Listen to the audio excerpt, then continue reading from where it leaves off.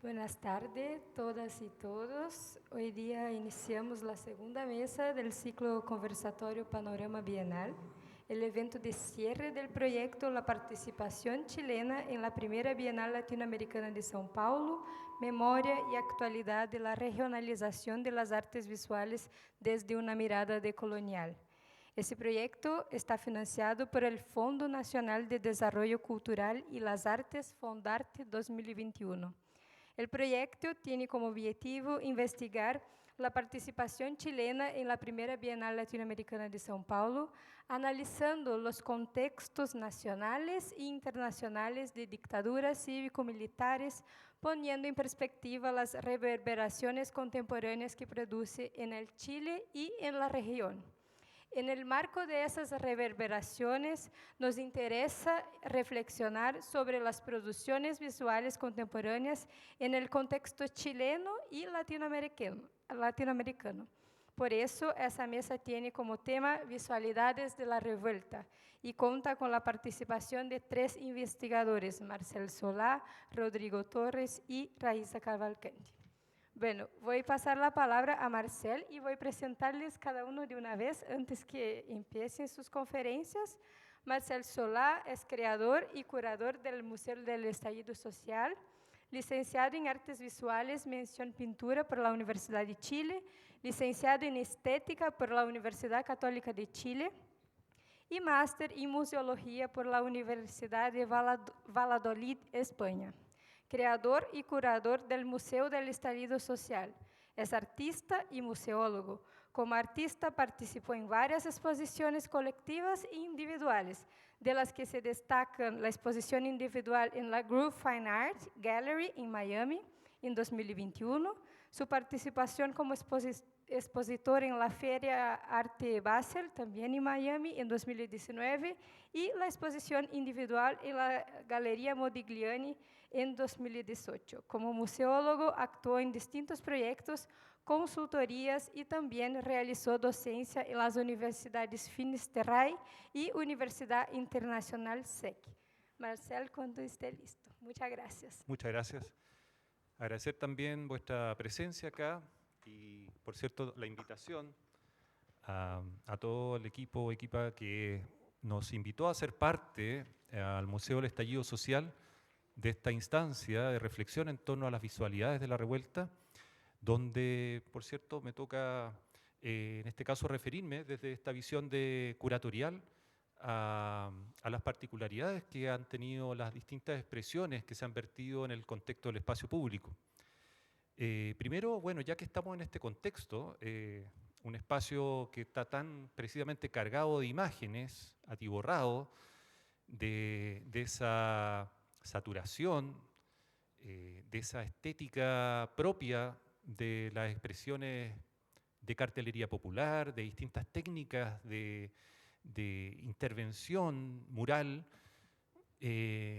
Quisiera referirme más que nada a eso, más que mostrarles quizá un acompañamiento de imágenes, ya que no estamos en un escenario ideal y empapados por todas partes de lo que son estas expresiones. Reparar únicamente para aquellas personas que no conocen del todo el museo, que el proyecto Museo del Estallido Social es primero que nada un proyecto autogestionado, que surge con el propósito último de contribuir, en cierta manera, a documentar la memoria en un instante, en un presente vivo, de lo que han sido distintas expresiones que se han vertido a raíz de la revuelta popular iniciada en octubre del 2019, perdón. Entonces, en ese sentido, todo lo que hay acá ha sido fruto de diversas contribuciones, colaboraciones de artistas, de colectivas, de comunidades varias y también de una relación permanente con distintos territorios. Y eso reparo porque desde la perspectiva de nuestro modelo museológico que hemos hecho prevalecer acá, está la lógica de lo vinculante, de una perspectiva museológica de lo relacional y de lo afectivo, ya que no es un contenedor descomprometido del sentido de pertenencia que puede generar una comunidad. Nosotros nos vemos como simples articuladores de distintas consignas de lucha y finalmente de facilitar este espacio y también las dinámicas de acción territorial que permitan también a diversas comunidades, colectividades, fomentar y sostener las distintas luchas y resistencias en el ámbito de las distintas demandas sociales que nosotros las expresamos a través de el arte como un medio. O sea, aquí hay que decir que no es el foco, el fin último de hacer un museo de las artes de la revuelta, sino que las artes vienen a ser un elemento mediador para comunicar finalmente cuáles son esas consignas de lucha. Entonces, haciendo esta revisión en términos muy generales, me gustaría referirme a 3 particularidades que tiene la visualidad de la revuelta. Voy a primero enunciarlas, las 3. La primera dice relación con cierta característica particular que tienen las expresiones en el espacio público, que difieren de lo que son expresiones en formatos de circulación tradicional o hegemónica, circuitos galerísticos comerciales. Naturalmente, las expresiones de arte en el contexto del espacio público tienen una carga especial. Ya me referiré a eso. Segundo, el carácter intersticial que tiene el sentido de las expresiones que se virtieron en la calle y cómo posibilitan instancias relacionales, ¿ya? Y en tercer lugar, me gustaría también referirme al carácter performativo que tienen las imágenes. Y en eso quiero ir más allá de la acción misma de los actos performáticos, corporales, que se dieron lugar en las calles, sino que también a tomar en cuenta quizá la cita de Henri Bergson, ¿cierto?, de que la imagen es un componente en constante tensión y dinamismo, ¿ya? La imagen en sí, en ese contexto de pugna de tensión política, ya es performativa por su carácter movilizador, ¿ya? Entonces, respecto a lo primero, esta particularidad que tienen las expresiones de arte en el contexto del espacio público, tienen todas las expresiones. Voy a citar elementos como las creaciones textiles, las expresiones murales, los space tabs, los stencils que se virtieron en sitios emblemáticos como la fachada del GAM, muros de las inmediaciones de la Plaza de la Dignidad y, por cierto, también en otra serie de barrios y zonas a lo largo de todo Chile, distintos territorios, tenían esa cualidad de que las creaciones que se disponen en el espacio público inmediatamente contraen esa concepción de una interactividad per se, ¿ya? Son en ese sentido obras que pasan a ser experiencias sociales por el mero hecho de propiciar un diálogo, ¿ya? ¿Y cómo se propicia un diálogo de una obra o una intervención en el contexto del espacio público? Mediante esa conexión que genera en torno a los vínculos intersubjetivos que todos tenemos. Todos hemos ido cargando esta memoria conforme a nuestras experiencias, una memoria tanto en lo personal como también en lo colectivo. Y esa memoria se ve influida naturalmente por distintas digamos, situaciones y sobre todo elementos que nos pegan, que nos llegan bien en el fondo, nos remueven, nos remecen, nos resuenan. Y muchas de esas expresiones pasan a ser elementos que tienden a generar vínculos intersubjetivos, desde la mirada inconsciente incluso. El arte que se expresa en ese contexto de lo público inmediatamente se hace partícipe de esta tensión política que implica el espacio público. El espacio público es un espacio en tensión permanente. Quienes tiran de esa cuerda, por un lado el pueblo que demanda, que exige y que obviamente vela por sus derechos básicos y elementales, pero también está la clase política dominante que también tensiona y quiere obviamente mantener todo en el status quo que nos tiene. Entonces el espacio es un espacio de pugna, de supuesta democratización, pero que obviamente eso es un espacio que ha de ganarse por medio de la legítima lucha y las manifestaciones, ¿ya? Entonces, en ese sentido, quisiera rescatar primero ese carácter. Hay una cita de Michel Maffesoli que anoté acá, sociólogo francés, muy inspirado en el antropólogo Gilbert Durand, que dice así: los emblemas de resistencia, siglas, íconos, producen empatía y voluntad de compartir, por tanto generan un lazo. El arte, por tanto, es un lugar de producción de sociabilidad específica. Y en eso quería reparar porque hoy en día, cada día este modelo predominante, que llevamos años en un modelo neoliberal avasallador de todas las conciencias de bienestar colectivo, presupone que, como nos ven como todos meros consumidores, básicamente, que las instancias de sociabilización se dan cada vez en sitios más vinculados a espacios comerciales, ¿cierto? De distintos ámbitos, tales como los centros comerciales, incluso parques de entretenciones, pero todo está de alguna u otra manera asociado a un factor de consumo, ¿ya? Y también, por cierto, nos ven como número y como una instancia. Entonces, el espacio de la calle, las expresiones que se dan en lugar en la calle, naturalmente tensionan ese modelo, posibilitan una instancia mediante la interacción en torno a las obras, las creaciones, las intervenciones, para que se genere también un espacio de sociabilización totalmente al margen de estos preceptos de un interés comercial, ¿ya?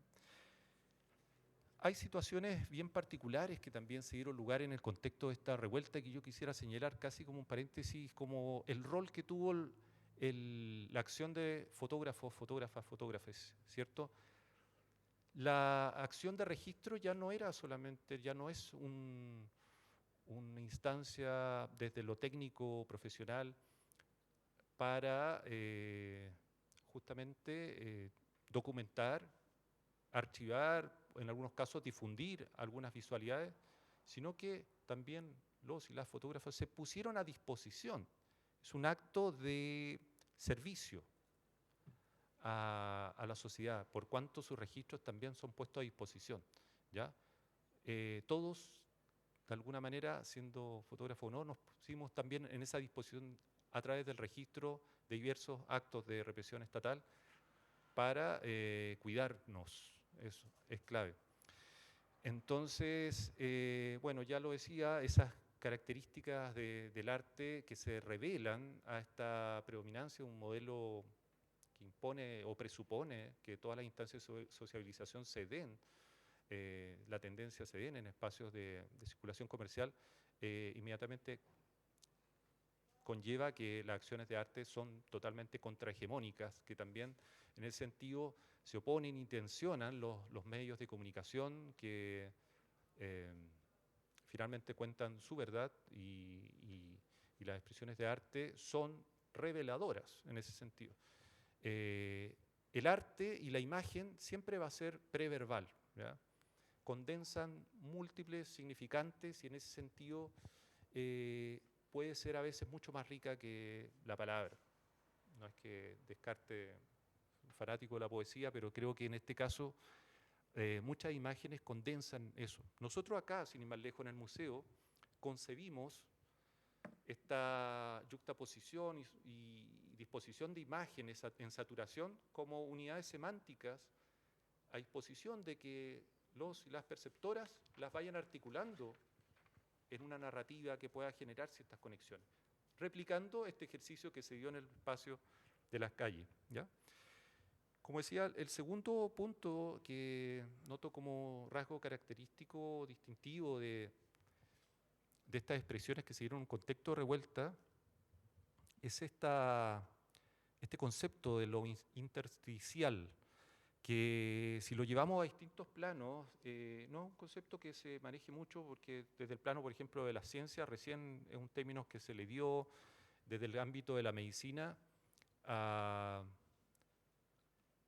un elemento orgánico, que viene a ser como el enlace entre los tejidos y las células, ¿no? Ese espacio, ese elemento que engranaba, que integraba, pero que finalmente no estaba definido como cuerpo, se le denomina lo intersticial. Ya desde el ámbito de la literatura, Julio Cortázar hablaba en su obra, su prosa cortázariana, del concepto del intersticio para referirse a la instancia posibilitadora de sentido en la medida de que implica una suspensión o cuestionamiento de una realidad dada, ¿ya?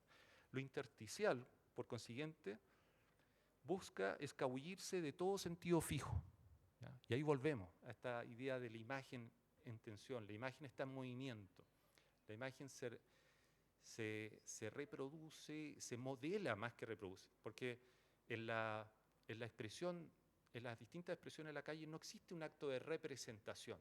Esa es la cualidad que tiene, sino que se modela una nueva realidad en esta pugna, en esta tensión. La arquitectura también nos habla de lo intersticial para referirse a ese espacio que hay entre dos elementos o a veces un mismo elemento que se fragmenta y se genera un vacío, pero un vacío que también tiene un rol, una función integradora, ¿ya?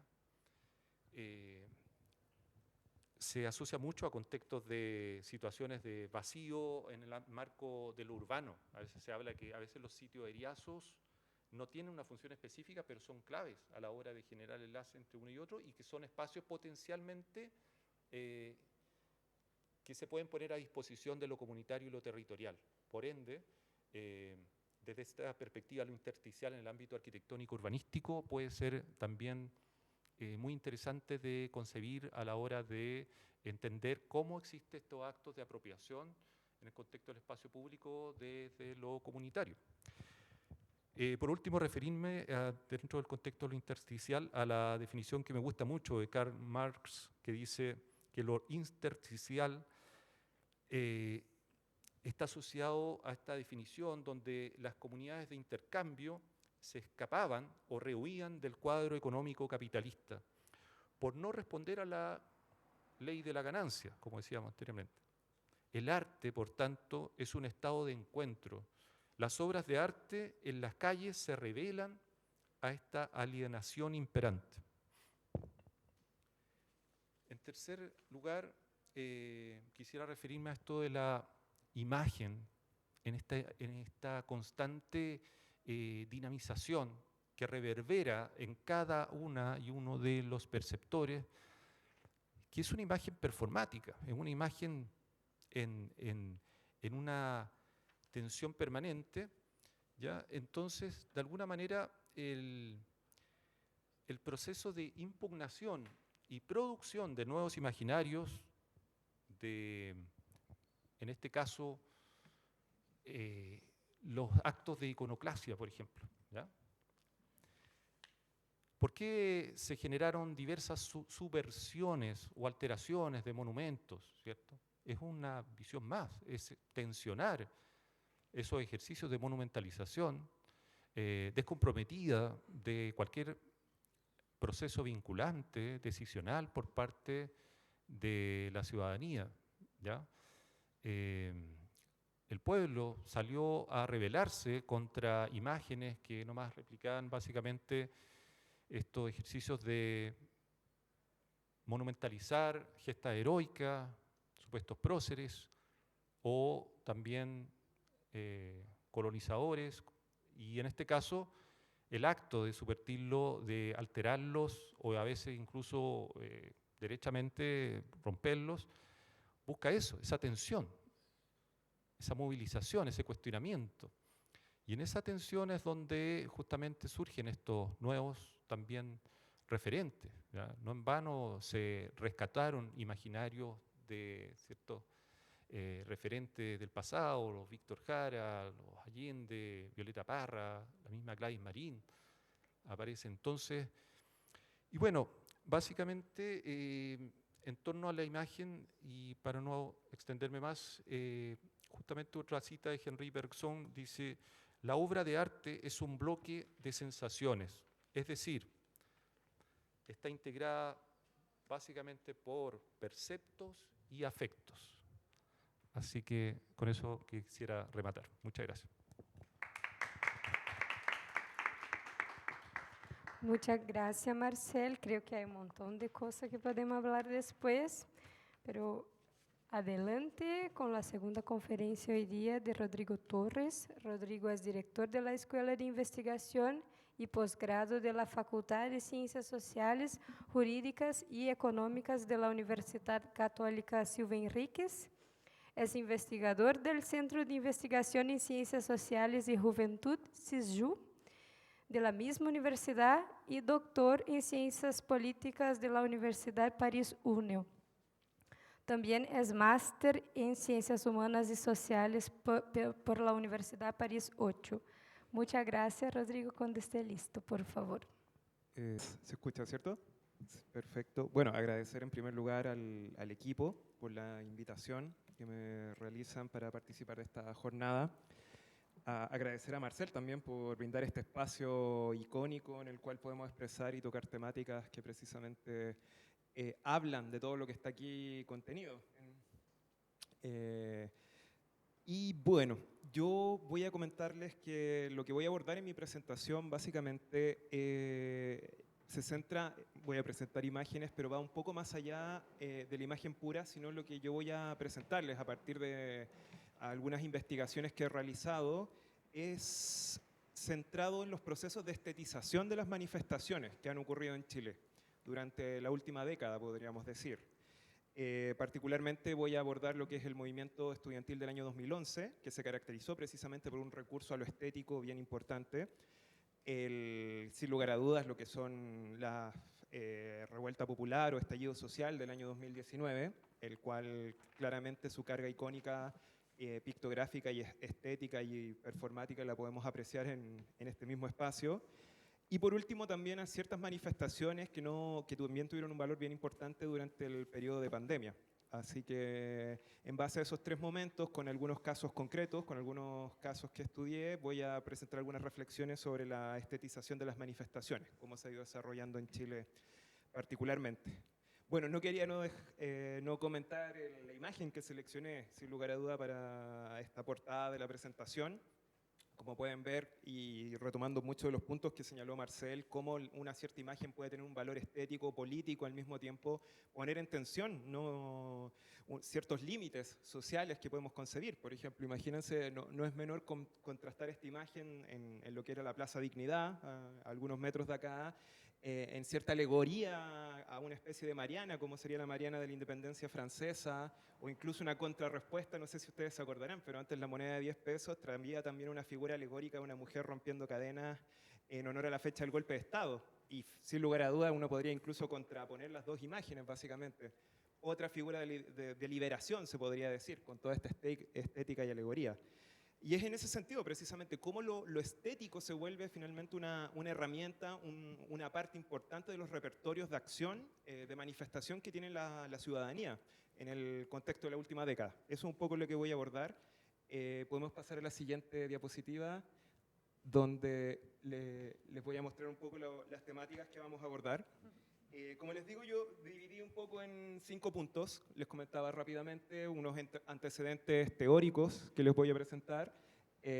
Principalmente abordar el tema de las emociones y la estetización de la manifestación, y particularmente en contextos democráticos, o sea, podríamos decir en democracia, pero en contextos en los cuales se viven etapas de represión policial, básicamente.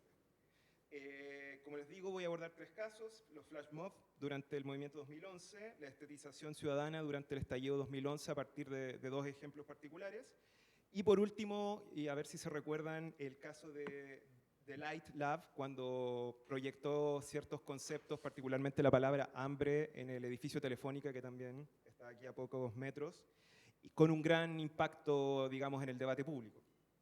Así que eso, hablarles sobre la manifestación particularmente.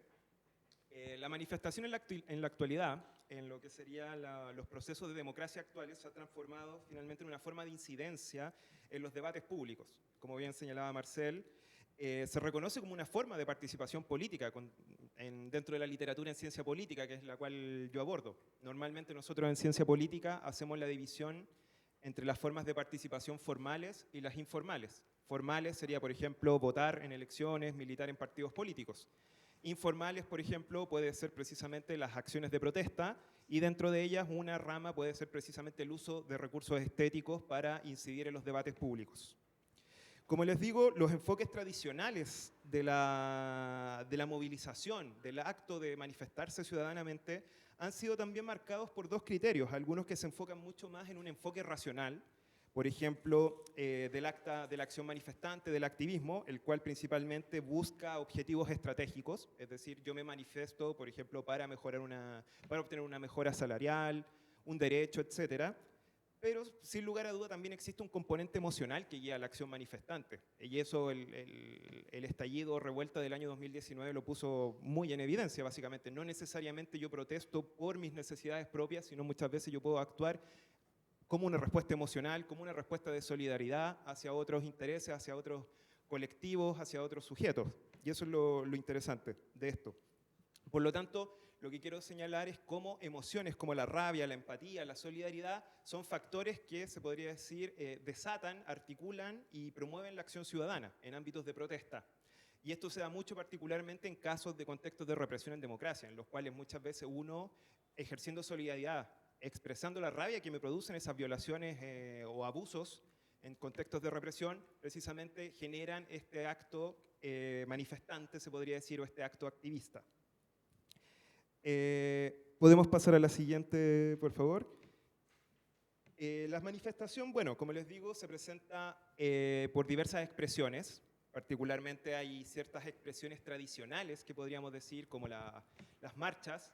Ese ritual de marcha, por ejemplo, del 1 de mayo, que en muchos países los podemos ver, que comienza, no sé, en un punto de encuentro, los manifestantes se desplazan durante un par de horas por la ciudad y termina en un acto en el cual se hacen discursos políticos, que sería como esta expresión tradicional.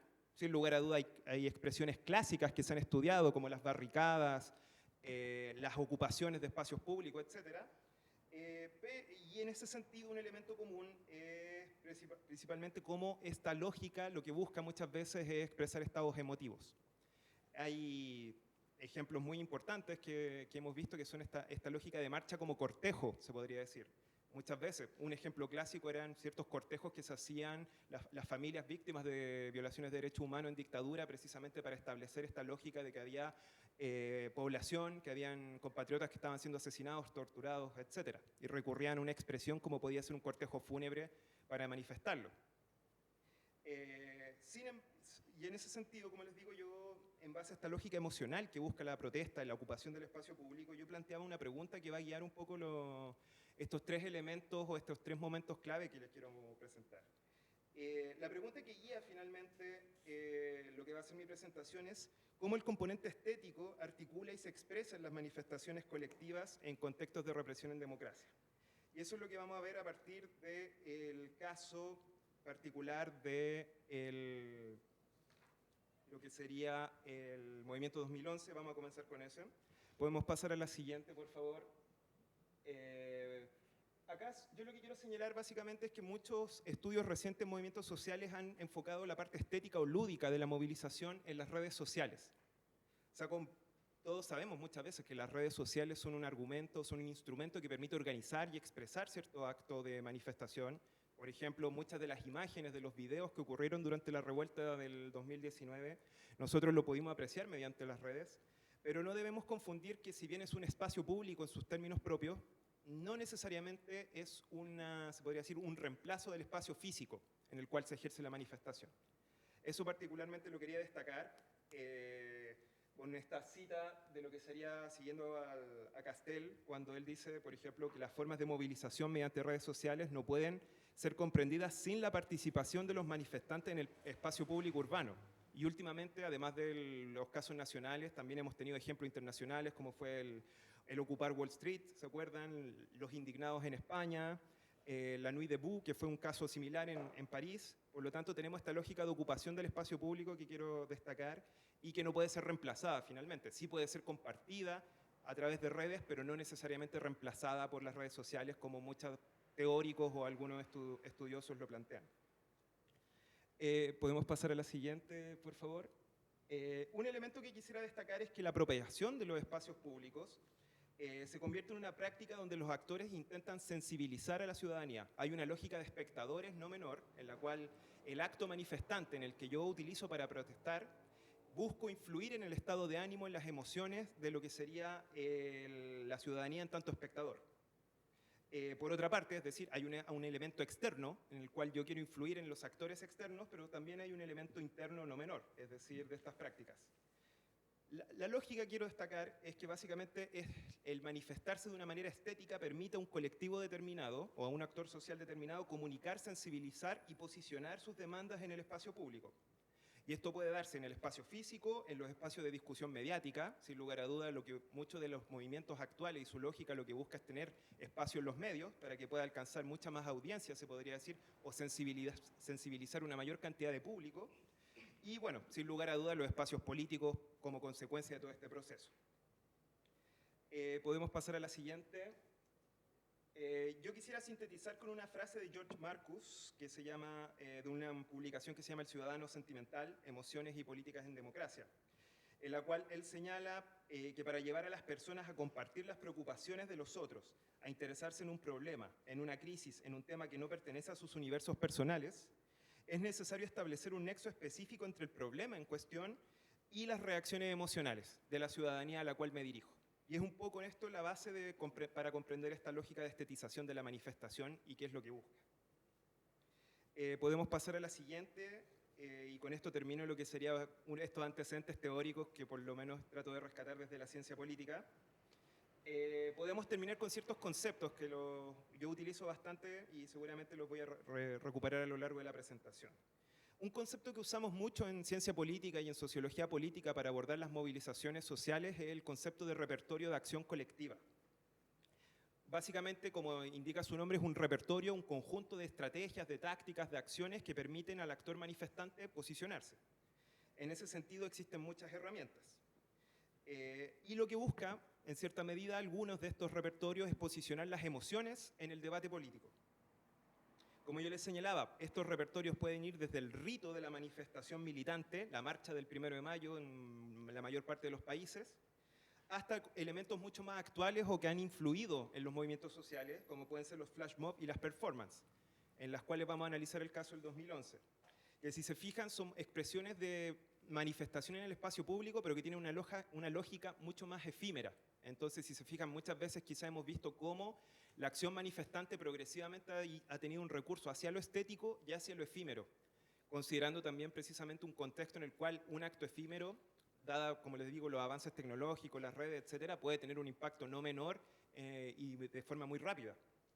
No sé si muchos de ustedes, quizá algunos de ustedes en el público no lo vivieron, pero sí está un poco en el inconsciente colectivo de las movilizaciones en Chile, lo que fueron los flash mob realizados durante el movimiento 2011. Y uno de los más importantes fue el Thriller por la educación pública, que se llamó, que se realizó el 24 de junio del 2011, en el cual básicamente casi 2.000 estudiantes universitarios se reunieron frente al Palacio de la Moneda, algo no menor, en un momento en que estaban en una contingencia, se podría decir, de disputa política, con el gobierno de Sebastián Piñera, con el primer gobierno de Sebastián Piñera, y precisamente se reunió estos 2.000 jóvenes realizando que sería la coreografía de baile de la canción Thriller de Michael Jackson. Esto tenía un contexto político no menor, básicamente. Lo que ellos estaban diciendo es que les voy a leer adelantándome el mensaje textual que ellos tenían en su manifiesto, se podría decir, que coordinaba esta acción. Al elegir el Thriller queremos dar el mensaje de que a pesar de que la educación pública está muriendo y que nos mantiene como zombies, bajo un sistema educacional y social que no nos permite derecho a réplica, ni da lugar al real surgimiento del país, nosotros los zombies no nos quedamos de brazos cruzados y si es necesario reviviremos y llegaremos hasta la Moneda, el Palacio de Gobierno, con tal de ser escuchados y rescatar la educación pública de una muerte programada desde hace más de 30 años. Como les digo, hay todo este ritual que puede parecer bastante ingenuo, se podría decir. ¿Qué sentido político tiene bailar una canción de Michael Jackson? Tiene un contenido político y tiene un contenido político manifiesto incluso en su coordinación. Debemos decir también por qué emerge este tipo de expresiones. Hay que señalar, como yo les digo, estamos analizando cómo la estetización de la manifestación es un recurso para poder expresarse en contextos de represión policial. Y debemos que recordar que en el primer gobierno de Sebastián Piñera hubo esta gran manifestación que tuvo como consecuencia a largo plazo o a mediano plazo una respuesta de propuesta de educación pública con gratuidad, pero la cual fue duramente reprimida en la época. No a los niveles que vimos, obviamente, bajo el segundo gobierno, pero sí hubo una represión no menor. De hecho, por ejemplo, les iba a citar un texto, un informe de la Comisión Interamericana de Derechos Humanos del año 2011, que estaba resguardando precisamente este proceso de movilización y señala que la Comisión reitera su preocupación por los graves acontecimientos llevados a cabo el día 4 de agosto del año 2011 e insta al Estado chileno a adoptar las medidas necesarias para asegurar el pleno respeto por los derechos a la libertad de expresión, a la reunión y a la manifestación. Y quiero destacar con eso, claro, que básicamente el pensar en esta lógica de flash mob, que cumple una serie de condiciones bien atractivas finalmente como expresión en la sociedad actual, también permite de cierta medida anteponerse al acto de represión. Es decir, ¿qué va a hacer la policía si vienen chicos a bailar frente al Palacio de la Moneda? ¿Es que pueden reprimirlos? ¿Es que existe un argumento para detenerlos? ¿Es que deben ser reprimidos? ¿Es que la sociedad, los espectadores que decíamos, la ciudadanía que rodea esa expresión, va a estar a favor, va a estar en contra, va a apoyar a los chicos? Básicamente, todos esos elementos los podemos analizar y pensar cómo precisamente esto es una estrategia que permite avanzar en manifestaciones que quizás pueden escapar de estos procesos de represión policial. Podemos avanzar, por favor, siguiente, que esto yo les contaba, este era el manifiesto. Siguiente, por favor. Acá me parece interesante. Yo lo que quiero destacar precisamente es cómo el componente emocional durante esta manifestación se presenta en distintos ámbitos. Por una parte, se presentan las demandas de la movilización a los medios de comunicación de una forma atractiva. Tenemos que recordar que la tendencia de la cobertura de medios en la actualidad, desde el año 2011 también estaba existente y cada vez se ha ido profundizando más, tiende precisamente a cubrir los problemas públicos, los problemas ciudadanos, bajo un concepto que se ha llamado infotainment. Es decir, que busca mezclar lo que sería información más entretenimiento. El caso chileno ya es radical, o sea, realmente si uno ve las noticias en Chile, particularmente las noticias de la noche, se ha transformado en un programa que dura 2 horas, con publicidad, con notas que, no sé, de distintas, desde el perrito que se perdió, no sé, serie de cosas anecdóticas, y por lo tanto se extienden como finalmente en una cobertura noticiosa, lo que se volvió en un programa de entretenimiento, las noticias. Y precisamente una estrategia como lo que sería el presentar una nota en la cual jóvenes estudiantes realizan un flash mob frente a la Moneda, se vuelve algo atractivo para las noticias. Y sale de este esquema, se podría decir, de estigmatización de la manifestación ciudadana, que en la cual hay estudios que lo comprueban empíricamente. Muchas veces existe una cobertura con un sesgo tendencioso a criticar la manifestación. Entonces, básicamente, se puede pasar esta barrera, se podría decir, en los medios. Por lo tanto, destaco eso. Y como les señalaba, por otra parte, el sentido lúdico de estas acciones no debe hacer olvidar el sentido político, como vimos en este manifiesto de la misma acción política. La acción se presentaba como una denuncia al estado en el cual estaba en ese momento la educación pública y el nivel de endeudamiento que llevaban los estudiantes acumulados. Debemos recordar que antes de la gratuidad Chile era uno de los países que proporcionalmente tenía los costos de educación universitaria más elevados en el mundo. O sea, si hacíamos la proporción de nivel de ingreso de las familias y costo de la educación superior, Chile tenía los mismos costos que países como Inglaterra, Estados Unidos o Japón. Entonces, claramente había toda una lógica de endeudamiento, en fin, de denuncia respecto a la educación pública. Y como les digo, con este sentido lúdico se puede sobrepasar ciertas barreras y salir de la estigmatización y llegar a un público mucho más amplio. Siguiente, por favor. Voy a resumir un poco esta idea con la siguiente frase de 2 sociólogos franceses que trabajan precisamente el hecho de la manifestación, y es que la manifestación se desarrolla en presencia de públicos y para públicos, tratándose así de tocar los 2 sentidos del término. Hacerse conocer por una parte y convencer por otra parte. Y precisamente la estetización de la manifestación avanza en ese sentido. Yo quería terminar con una aplicación práctica.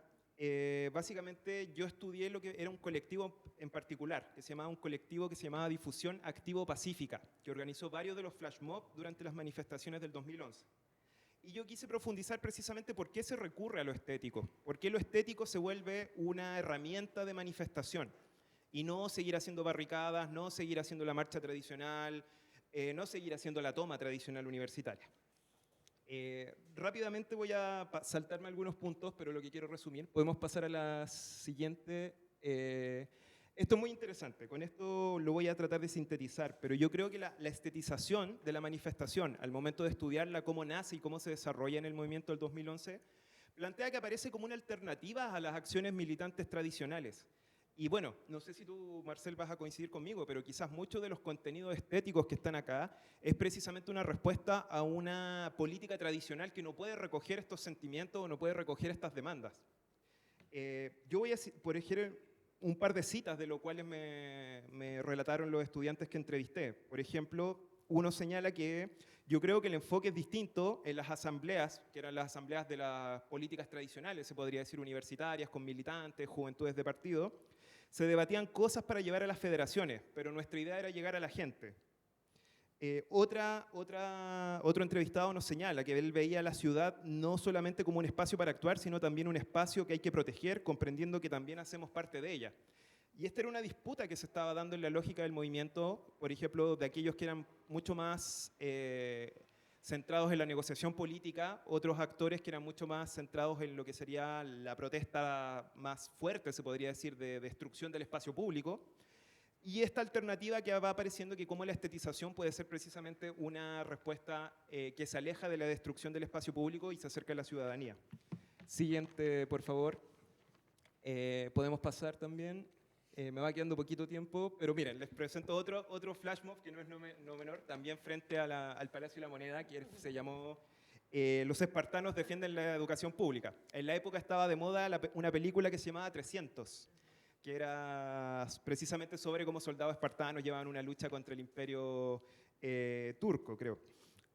Básicamente ellos también tenían un manifiesto, esta acción en la cual dicen van a defender su paso de Termópila frente al imperio del... Como les digo, es frente al Palacio de la Moneda en ese momento, así que puede quedar bastante claro la iniciativa. Claro, yo lo que les quería sintetizar un poco la idea, y que quizás también se recoge después en las manifestaciones 2019, es cómo la estetización en cierta medida puede ser una respuesta que sale como alternativa, que sale del debate militante, autocentrado en lo partidista, autocentrado en lo federativo, etc. Y quizás es mucho más una iniciativa ciudadana de gente que dice mi expresión estética, a mí no me interesa militar, a mí no me interesa participar de un movimiento consolidado, se podría decir institucionalmente, sino que yo quiero expresar mis sentimientos de una forma que no sea necesariamente la tradicional. Y como les digo, también había esta lógica, por lo menos en estas movilizaciones, sobre quienes estaban más a favor de una intervención violenta en la ciudad, para enfrentar, se podría decir, la represión. Quizás este enfoque posteriormente evolucionó en lo que sería como una lectura más de lo que desarrolló la primera línea durante el año 2019, y que claramente en el año 2011 no tenía una legitimidad, pero que sí el año 2019, dado el contexto de represión policial que se dio a diferencia, sí logró una legitimidad ciudadana o por una parte de la ciudadanía. Y como les digo, por lo menos en el caso 2011 parecía más orientado hacia la intervención pacífica. Algunas, bueno, solamente lo estético nuevamente como emerge, mosaico en homenaje a las víctimas oculares que se encuentra en la comuna de Providencia, cerca de la Academia de Humanismo Cristiano. Podemos pasar a la siguiente. Yo quería destacar, traje algunas fotos, después les voy a dar una muy rápida lectura del proceso 2019, pero por ejemplo a mí me llamó, estas fueron fotografías que yo saqué los días posteriores al estallido y cómo son expresiones con un contenido estético, volvemos a la lógica de imagen que ya abordó Marcel, pero que emergen espontáneamente, y eso es lo que quería decir, retomando un poco esta lógica de cómo la estetización de la expresión ciudadana muchas veces no responde a lógicas ni partidistas ni institucionales, sino que son expresiones de emociones de solidaridad, de rabia, lo que yo les señalaba al inicio. Por ejemplo, acá este texto es muy interesante. Estos eran los primeros casos que se iban conociendo sobre violación de derechos humanos, particularmente en una fábrica que fue incendiada y murieron manifestantes. y en la cual se señala vivieron en injusticia y murieron en injusticia. Y claramente es la rabia respecto a esos abusos, a esas violaciones de derechos humanos, que no hemos sabido tampoco mucho cómo han avanzado la investigación en esa materia, la solidaridad, etc. Podemos pasar a la siguiente rápidamente. Esta particularmente me impresionó. Pueden ver que a lo mejor no se ve muy bien, pero es una ronda de gente común que se encontró en un momento determinado y empezaron a hacer el acto de cacerolear, que en Chile es como muy tradicional, el golpear una cacerola, pero que fue algo muy espontáneo, y podemos ver que hasta incluso toman se podría decir, una forma armónica en círculo para hacer ese acto. Y claramente lo que veo es cómo los sentimientos espontáneamente se organizan y alcanzan ciertas armonizaciones para expresar los sentimientos. Y acá también me parece no menor cómo una mujer básicamente realizó esta especie de ofrenda, se podría decir, a ciertas de las figuras de compatriotas que estaban siendo víctimas precisamente, con todos unos componentes, desde lo mapuche, lo chileno, textos, velas, etc. Ella sola, espontáneamente, empezó a hacer eso en las esquinas, por lo tanto, es algo no menor. Podemos pasar a la siguiente. Yo tengo un caso de estudio que lo voy a ver muy rápidamente, pero es que fue el caso del baile. Lo voy a pasar en 2 o 3 ideas, básicamente, pero por ejemplo, ¿qué ocurre cuando tu acto estético, a su vez, es un acto festivo, en contextos de represión? Y esa es una pugna no menor que lo analizamos con una colega, Claudia Yacoman, de la Universidad Católica. Y un poco, lo que hicimos como una investigación fue comprender el sentido dado al baile como una práctica de resistencia durante el estallido social 2019. Les voy a mostrar solo las imágenes, la investigación está disponible, pero podemos pasar a la siguiente. Por ejemplo, esta fue la primera. Estos son bailarines de un estilo que se llama Lindy Hop, que es como un poco de foxtrot, jazz, es como un estilo de baile de ese estilo. Y ellos realizaban intervenciones previas al estallido. Tomaban plazas, hacían sus actos de baile y tuvieron que anular una vez porque comienza el estallido y la represión. Toque de queda, acuérdense en la época. La frase no es menor, o sea, ellos no son gente militante, y retomo nuevamente cómo el acto estético no necesariamente tiene que ser político en un sentido tradicional, sino que adquiere un sentido político emocional. La calle para expresar, no para disparar. Es una reacción espontánea de gente que solamente se reúne a bailar. Yo les quiero mostrar solo, bueno, este párrafo lo podemos citar para que se haga la idea. Pensamos que podíamos hacer un clandestino en la Plaza Ñuñoa, y al hacerlo podíamos demostrar lo que hacemos, el baile. Íbamos con ropa oscura, esta es como la performance que están haciendo, íbamos con la ropa oscura por las protestas. El ejército estaba en las calles, también estaba esa idea de que las calles eran para expresión, no para represión. Entonces teníamos una razón para salir y enviar un mensaje. Siguiente, por favor. Lo del baile lo voy a dejar acá, pero si se fijan toda la estética que hay detrás. Es un baile muy alegre, el Lindy Hop. Como les digo, es como una especie de foxtrot, de jazz huachaca, como se podría decir en el equivalente chileno. Curiosamente, nuevamente, este es el Paseo Bulnes frente a la Moneda. Y si se fijan, la estética del baile no es menor. O sea, una danza alegre, ellos están vestidos de negro, y su forma de bailar en esa jornada fue simulando precisamente un letargo, una tristeza, y eso le da un contenido no menor, como les digo. Y nuevamente recalco esta lógica de cómo la expresión estética no necesariamente, o es una alternativa para gente común, para gente sin un sentido político militante, pueda expresarse.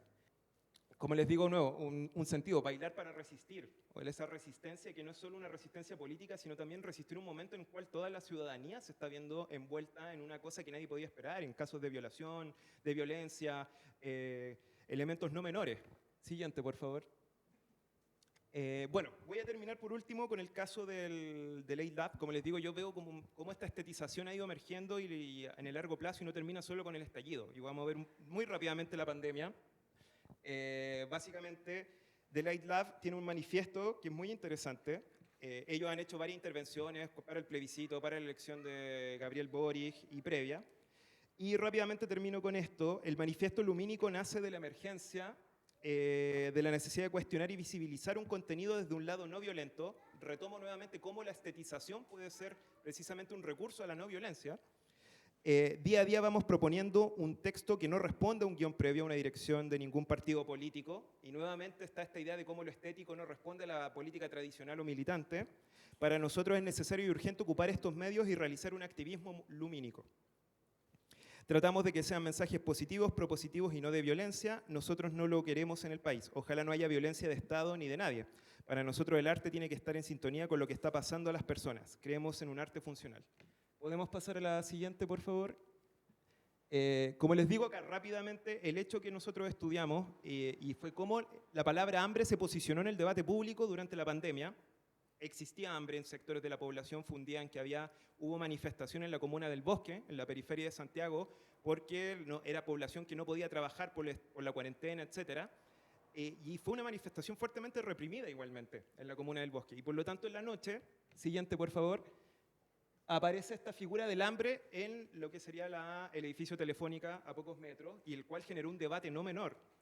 Se posicionó la palabra hambre para un país como Chile, que siempre ha sido el de los países más ricos de Latinoamérica, el país que siempre está a puertas de ser el primer país desarrollado de Latinoamérica, que tiene de los mayores ingresos per cápita, que forma parte de la OCDE, y que aparezca el concepto hambre en el debate público y político no es menor. Como les digo, políticamente tuvo grandes repercusiones, se criticó, de hecho tuvo una ocupación de los espacios de Light Lab. El debate político fue como que era desde poner en evidencia el hambre hasta autoridades que decían, hoy esto es una burla, ¿cómo están diciendo eso? Chile es un país que va de las mil maravillas, etc. Y al día siguiente se repitió la manifestación y curiosamente, nadie sabe el origen, pero apareció un camión a pocos metros con unos proyectores de luz bastante impresionantes para censurar precisamente imágenes que se difundieran en el edificio.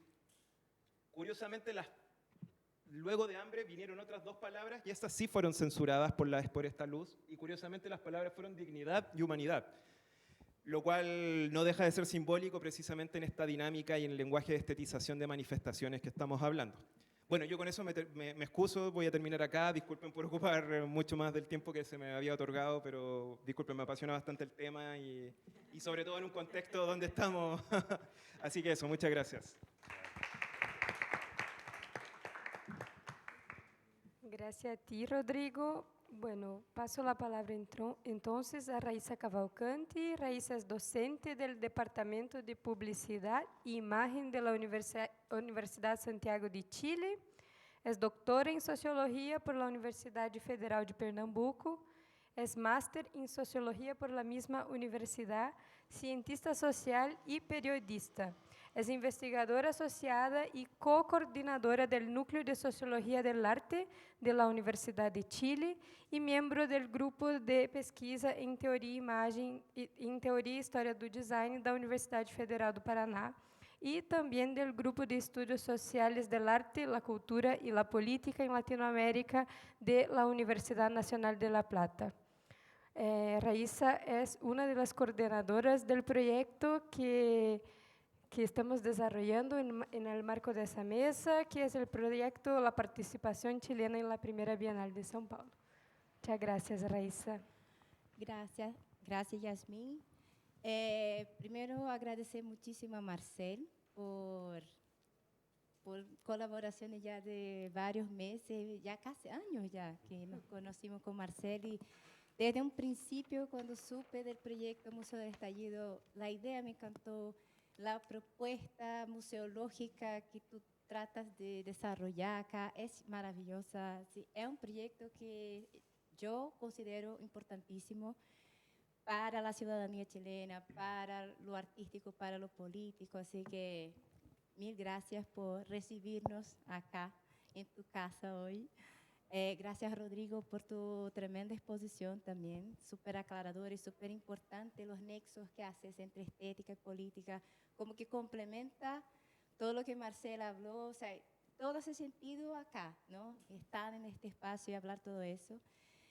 Yo hoy día, mi presentación, en verdad, es un poco conectar lo que nosotras con Aldo y Yasmín estamos investigando con relación a la Bienal Latinoamericana, con lo contemporáneo. Porque yo soy socióloga, no soy historiadora, entonces mi perspectiva siempre es mirar lo histórico para traerlo al contemporáneo, comprender lo contemporáneo. Y la Bienal Latinoamericana, por eso ese evento nosotros nombramos resonancias. La Bienal Latinoamericana puso en evidencia, debatió, reveló una serie de cuestiones que son todavía bastante candentes, digamos, bastante presentes en el debate artístico contemporáneo. La cuestión de la identidad latinoamericana, la cuestión del pertenecimiento, qué es el latinoamericano, qué es esa región, qué significa nuestra condición de subalternidad constante e inmutable, cómo posicionarnos política, artísticamente desde ese lugar. Todo eso son cuestiones que fueron puestas en evidencia durante la realización de este evento. Quisiera contextualizar un poco para las personas que están presentes y son de Chile y no conocen el evento. ¿Me escuchan bien? La primera Bienal Latinoamericana fue un evento que se realizó en el contexto de la Bienal de São Paulo. La Bienal de São Paulo es un evento artístico que ocurre desde los años 50 en Brasil y es un evento que fue creado dentro de una política internacionalista que nosotros podemos llamar hoy en día que fue una política de soft power que Estados Unidos estaba promoviendo con toda América Latina, invirtiendo recursos a través, por ejemplo, de una figura bastante conocida que es el Rockefeller, el creador del Museo MoMA en Nueva York, por ejemplo, que es una de las mayores fortunas del mundo asociada al petróleo. Y el Rockefeller fue una figura central, la familia Rockefeller, fueron personas, figuras centrales, por ejemplo, para la fundación y creación de museos que hasta el día de hoy son fundamentales para el campo artístico brasileño, que son, por ejemplo, el Museo FELMASP, sí, el Museo de Arte Moderno de São Paulo y posteriormente la creación de la Bienal de São Paulo, que se convirtió en uno de los eventos más importantes de la región de arte. Y desde su creación, la Bienal de São Paulo tenía una vocación bastante internacional en el sentido de traer lo internacional para la región, dar a conocer a nosotros, latinoamericanos, lo que se estaba produciendo en los centros artísticos. Entonces, un poco que reproducía una cosa un poco paternalista de dar a conocer lo que, a los periféricos lo que se producía en los centros. Y esa fue una lectura que se hizo de la Bienal, que por años se alineaba y trataba de alinearse a lo que era el discurso del arte del centro, ¿no? Lo que era el arte legitimado, el arte correcto, el buen arte, y trataba de enseñar ese buen arte, mostrando obras, introduciendo vanguardias, si bien que hoy en día es bastante, por ejemplo, hay un sentido común de decir que la vanguardia concretista en Brasil surgió a través del contacto de artistas con artistas que estaban creando obras de arte concreto, pero hay estudios que ya muestran que no era tan así. La Yasmín mismo el otro día vio una investigadora que decía, no, ya había un desarrollo de arte concreto, paralelo, pero que no estaba en un circuito y tampoco estaba en soportes tradicionales. Pero el sentido común es que la Bienal fue fundamental para introducir al arte latinoamericano, a la región latinoamericana, lo que era el arte, estrechar estos contactos. Y esta es una condición de la Bienal, digamos, es algo que hace parte de la historia de ese evento, que fue contestado y fue criticado y fue puesto en tensión durante la creación de una Bienal. Adentro de esa Bienal de São Paulo, se propuso crear una Bienal latinoamericana. Una Bienal que, en vez de enfocar lo que se estaba produciendo en el sur o en el centro, en el norte, mirar la región, volver la mirada hacia la propia región, enfatizar lo que los artistas de la región estaban realizando. Si bien esa era la intención, la Bienal fue un evento que fue bastante polémico, por varias razones. El primer la primera problemática es que esa Bienal propuso dar a conocer o crear lo que sería el arte latinoamericano. Propuso generar ¿cómo se llama? Ese concepto. ¿Qué sería el arte latinoamericano? Y ese ya fue el primer punto de conflicto, porque ellos, por ejemplo, desde la Fundación Bienal, propusieron el tema mitos y magia para dar nombre a la exposición, lo que ya en sí provocó una pugna, porque ya de partida se criticó a la Bienal por el hecho de poner al arte latinoamericano al interior de una noción de magia que era exotizante, de relacionarla directamente con el mito, y el mito para la cognición moderna es algo que es única y exclusiva de los pueblos originarios, de los pueblos no civilizados, porque los civilizados creen que no tienen mitos, sin embargo tienen muchos. El dinero es un mito, por ejemplo. Una vez discutimos eso en un evento con la Fabricia. El propio capitalismo es un mito gigantesco. La idea de mercado es bastante mística. ¿Quién es el mercado? Pero el mercado lo hace todo. Es casi como un espíritu animista de la floresta, pero que está como en la altura, ¿no? Que nadie lo ve, pero está aquí manipulando y alterando la vida de todos nosotros. Es un mito. Pero para la cognición moderna, los mitos son exclusivos de los pueblos sin civilización, o sin escritura, o sin, no sé, etc. Dentro de nuestra investigación sobre la Bienal, di un contexto muy general. La Bienal Latinoamericana fue un evento que propuso muchas otras cuestiones. Después les invito, si quieren, a acompañar el sitio web, el ebook que vamos a lanzar, porque ahí van a tener muchas más informaciones sobre todo eso que les estoy hablando, por si tienen curiosidad después de acompañar.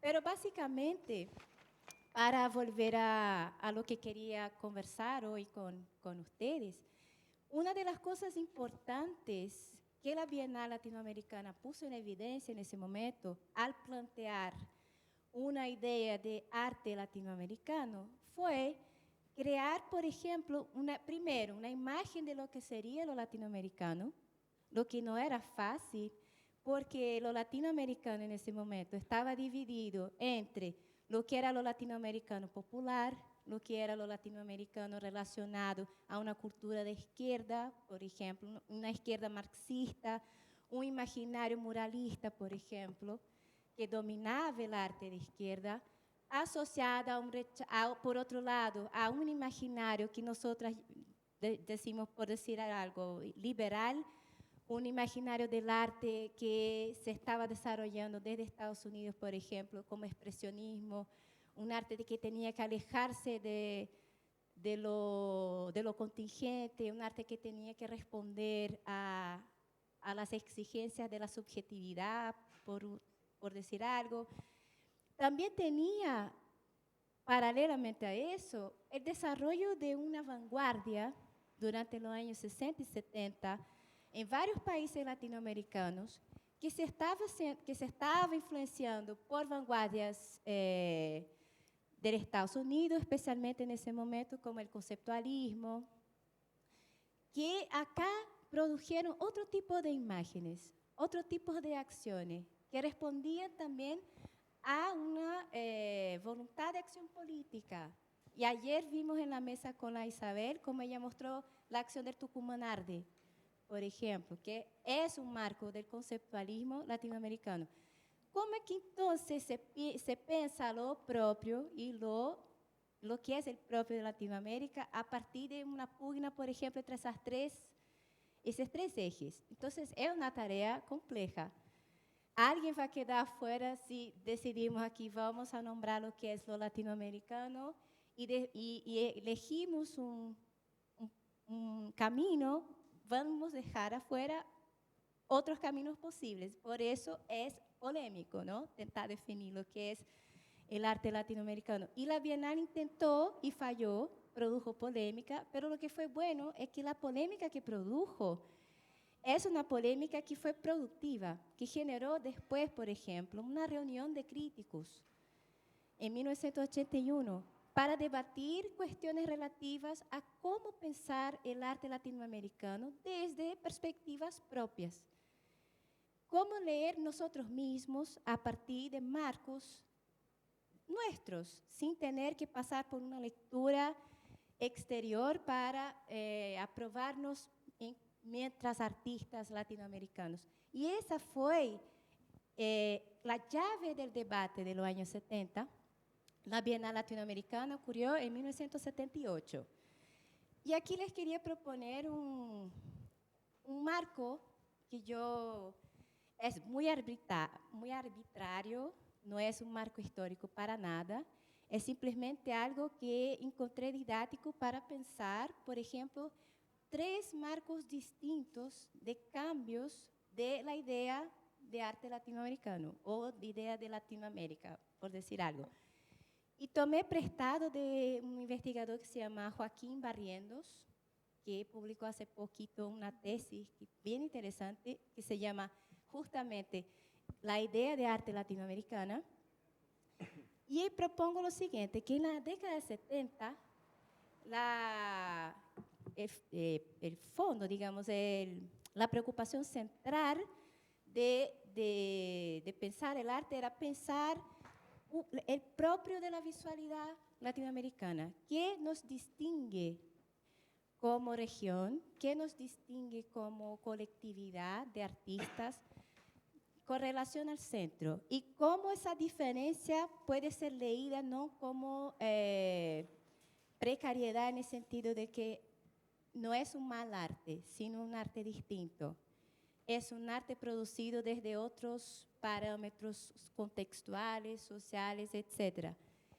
Ya en la década de 90, hay una emergencia del mercado, ¿no? Hay un boom del mercado para el arte latinoamericano y hay un intento de ese arte latinoamericano de participar en ese mercado y al mismo tiempo esa participación en el mercado internacional viene asociada a ese lugar geográfico latinoamericano que imprime una cierta como marca distintiva, porque justamente era un boom mercadológico, porque se agotó, digamos, el arte del norte se cansó de sí mismo, se agotaron las vanguardias, digamos, ya llegó a un punto de no avance más, de novedades artísticas, y se buscó la novedad en otras regiones. Y Latinoamérica emerge como ese lugar del arte radical y todo lo que viene asociado al arte latinoamericano. Y en ese momento surge un movimiento ya también impulsado por las críticas postcoloniales, por las críticas postestructuralistas, de decir, nosotros no somos arte latinoamericano, nosotros no somos definidos por un territorio, nosotros somos artistas. Era una idea de desenmarcarse, un intento de desenmarcarse del territorio como condición. Solo pertenecemos al mercado porque somos de América Latina. No, queremos pertenecer porque nuestro arte es bueno, porque nuestro arte tiene calidad.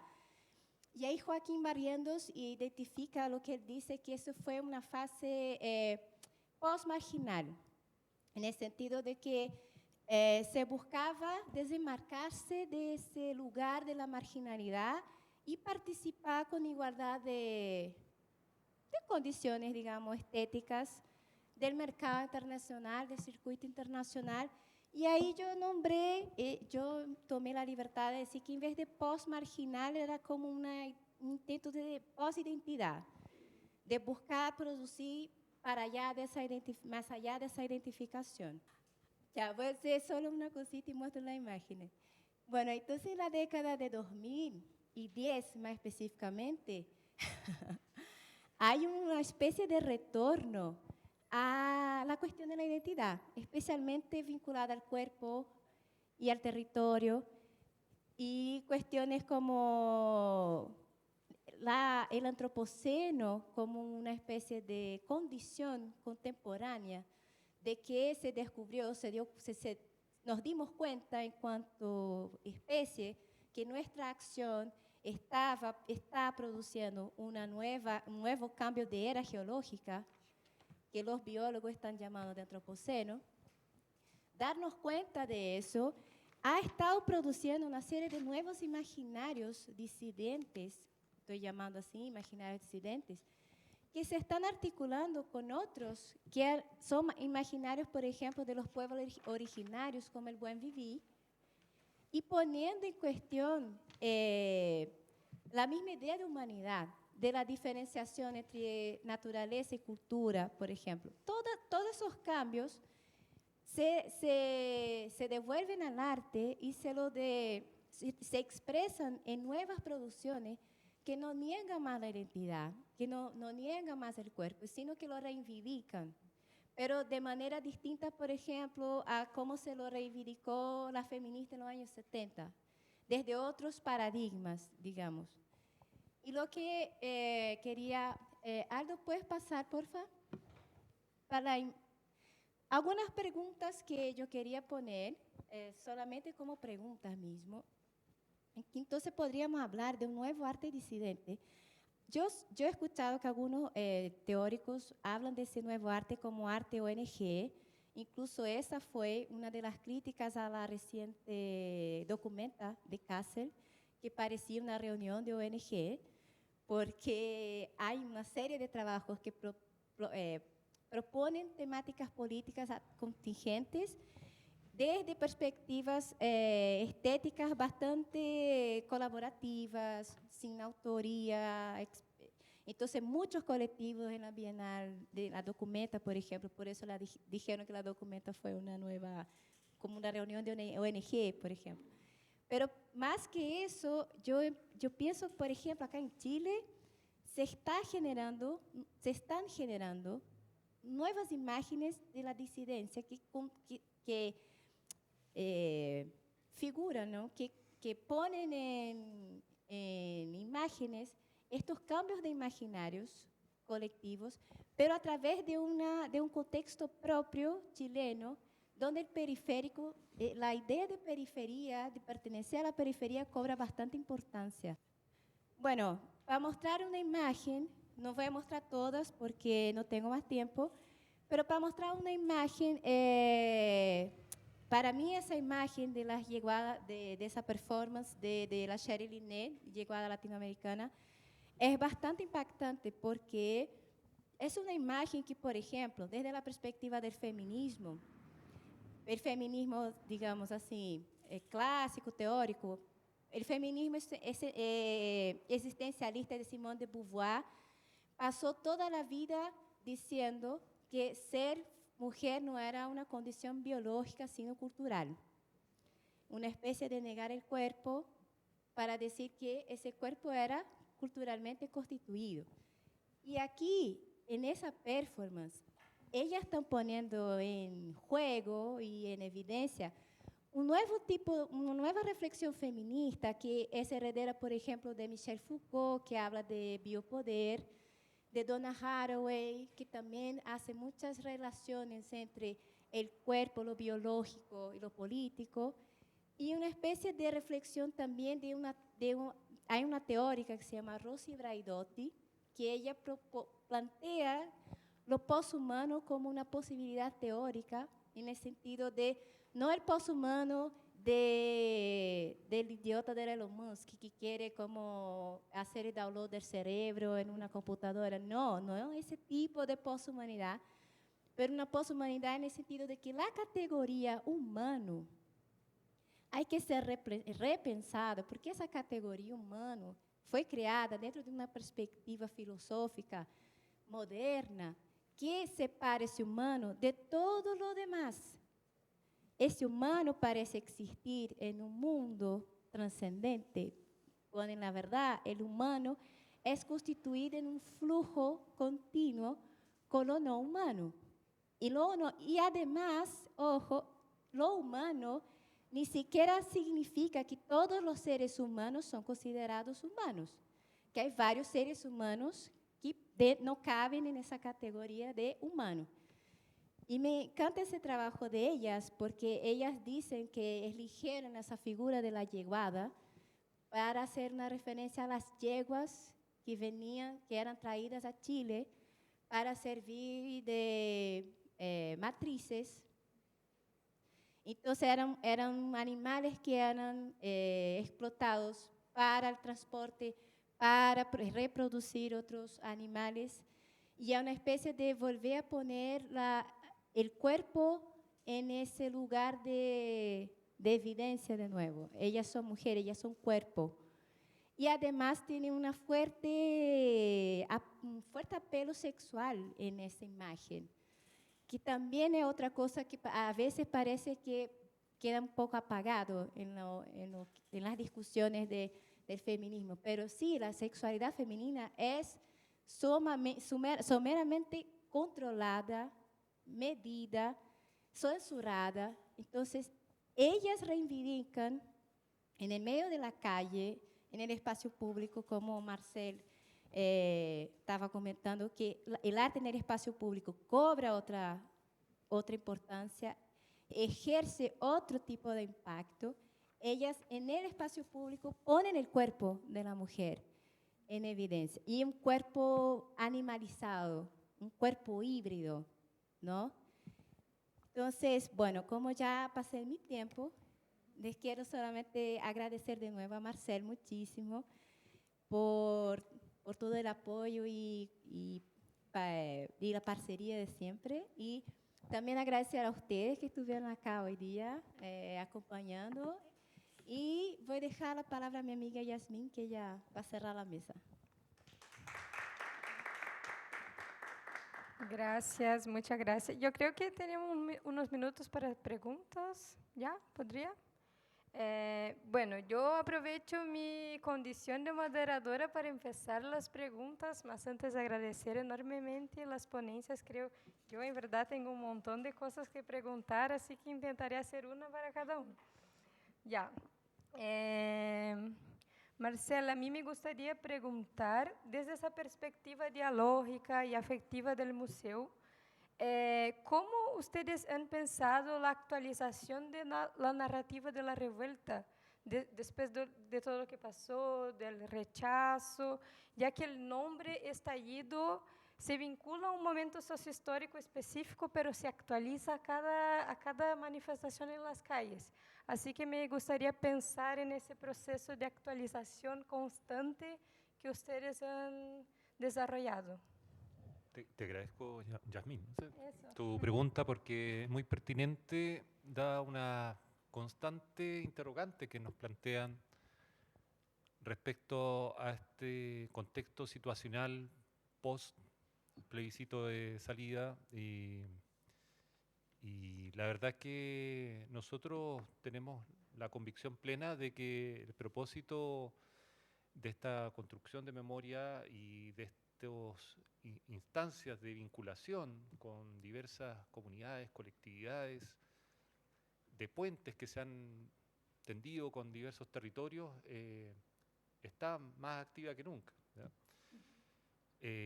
Compartimos naturalmente esta percepción de que el estallido es un episodio muy fragmentario en una primera etapa de esta gran revuelta que sigue ahí, tal como decíamos, como la imagen dispuesta en el espacio público tiene esas vibraciones, no es estática, porque resuena en cada perceptor, perceptora, y también resuena en esos inconscientes colectivos, en los intersubjetivos. Pero en este caso, nosotros le pusimos el apelativo de Museo del Estallido, y naturalmente un momento histórico que fue este acto de rebeldía, ¿cierto? Quizá desde mi perspectiva el estallido tuvo un carácter más de rebelión que de revolución, como dicen muchas personas. Fue un acto de rebelarse, ¿ya? Como diría Albert Camus en El hombre rebelde, el acto de rebelarse es simplemente salir y decir, no, basta, me rebelo ante esto, ¿ya?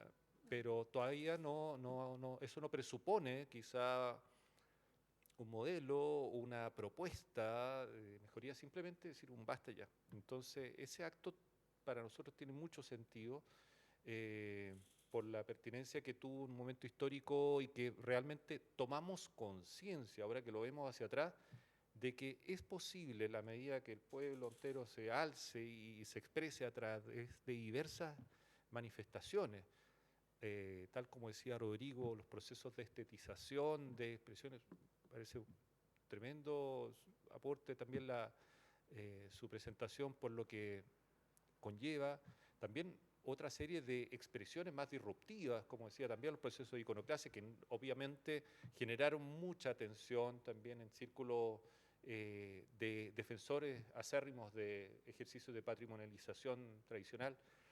Pero todo esto finalmente son esos procesos de tensión que nos llevan a pensar de que es posible, en la medida de que el pueblo se organiza y se generen estos tejidos sociales para poder tensionar y finalmente propiciar instancias de cambio. A veces, o quizás pensamos de que se podía permitir o propiciar la instancia para que se generara obviamente un cambio sustancial como hubiésemos querido, pero no está la batalla por ahí bajo ningún punto de vista abandonada. Y estos espacios no tan solo son espacios de repositorios, de material simbólico, de testimonios orales también, sino que también son espacios de contención. Ahí volvemos a la imagen y a los procesos que son instancias que generan, por eso yo me refería a lo intersticial como ese espacio común, ¿ya?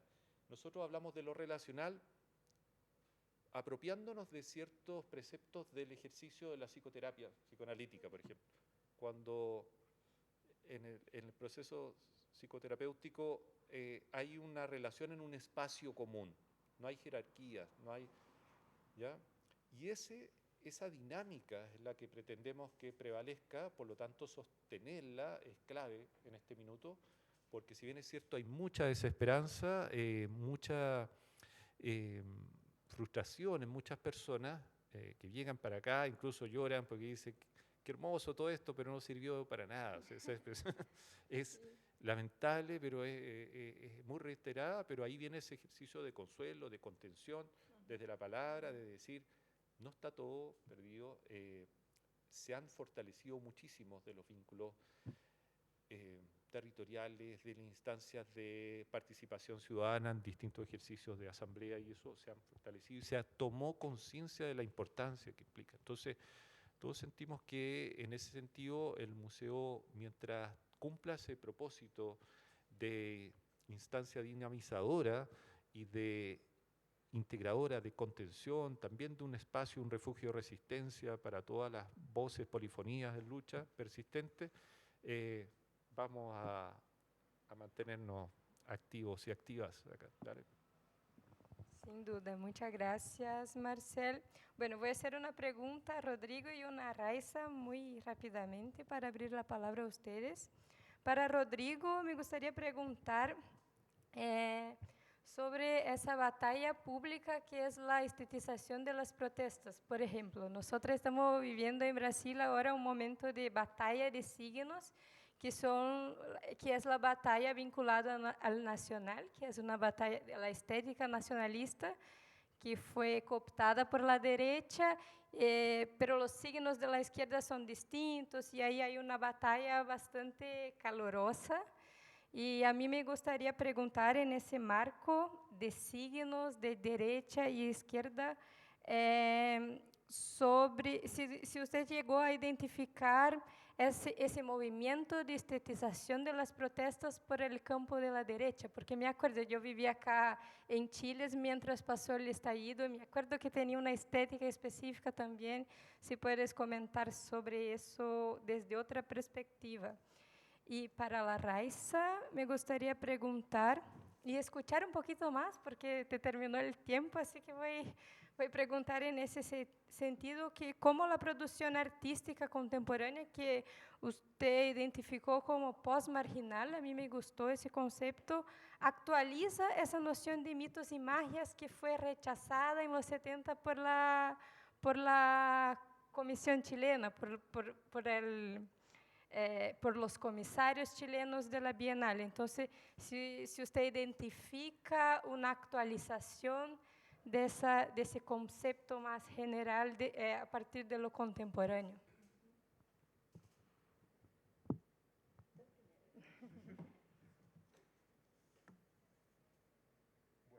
¿Se escucha? ¿Sí? Ya. Bueno, te agradezco la pregunta, Yasmín. Es súper interesante. Bueno, particularmente yo dentro de mis casos de estudio no he abordado la derecha. Sé que sí hay colegas que estudian precisamente la derecha como fenómeno político. Bueno, a su vez, como yo lo veo, claramente sí existen ciertas lógicas de estetización de las manifestaciones. Particularmente quizás en algunos de los casos que yo estudié no, por ejemplo el año 2011, y va mucho en los clivajes de la reivindicación social que organiza precisamente la manifestación. Por ejemplo, muchas veces, incluso por ejemplo las manifestaciones estudiantiles del año 2011 tenían un objetivo concreto, si bien que era avanzar hacia la gratuidad de la educación superior en Chile, de la educación pública, obviamente pone en cuestión ciertos cimientos estructurales de la sociedad chilena que vienen principalmente de los sectores de derecha, que se han impuesto, particularmente heredados de la dictadura y muchas veces no han sido lo suficientemente cuestionados en el periodo posterior a la dictadura. Ahora, sobre la estética del 2019, sí, pero también hay que recordar que muchas veces los clivajes izquierda y derecha a veces también pueden quedar cierto obsoleto para algunos eventos de manifestación. Particularmente, incluso, no estoy diciendo que esto pueda sintetizar el estallido social, pero yo me acuerdo, acá frente hay uno, por ejemplo, una especie de mano lila que dice no más izquierda, no más derecha, no más mentiras. También me recuerdo otro que me pareció muy interesante para entender mucho este proceso, que decía no somos los de izquierda ni los de derecha, somos los de abajo y estamos contra los de arriba. Entonces, claro, sin lugar a duda, quizá hay ciertos procesos sociales que hay clivajes que hay que pensar en otro tipo de clivajes, que también van a marcar la estética. Eso es de los casos que yo he estudiado, y incluso también en el de Light Lab, con el tema de denunciar el hambre. La manifestación por el hambre durante lo que sería el periodo de pandemia, claramente eran pobladores, era gente de clase popular que se veía afectada, que no tenía las condiciones para poder trabajar y tener ingresos. Y no podemos hacer una distinción si era gente izquierda o derecha. Como les señalaba, muchas veces la estetización de la acción de la protesta es una respuesta a ciertos sentimientos, y muchas veces los sentimientos no tienen una militancia particular. Era más topográfico. Claro, y sobre todo en ciudades como Santiago, que muchas veces están segmentadas por criterios socioeconómicos, etc. Ahora bien, sin lugar a duda, otros procesos sociales que han ocurrido en Chile han puesto en evidencia claramente esos clivajes, y uno en particular ha sido los últimos procesos de plebiscito, tanto el de entrada como el de salida.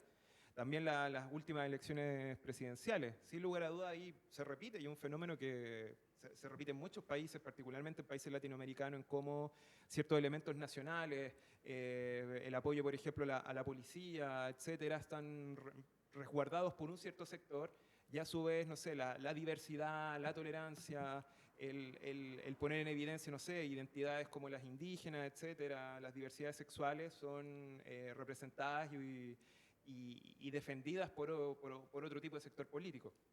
Entonces, básicamente y claramente cada uno ha tenido identidades, como tú señalas. Muchas veces vemos sectores, por lo menos el rechazo utilizó mucho el Defiende Chile, cierta eslogan, y claramente sus manifestaciones en el espacio público tuvieron esa lógica también, mucha bandera chilena, himno nacional, etcétera.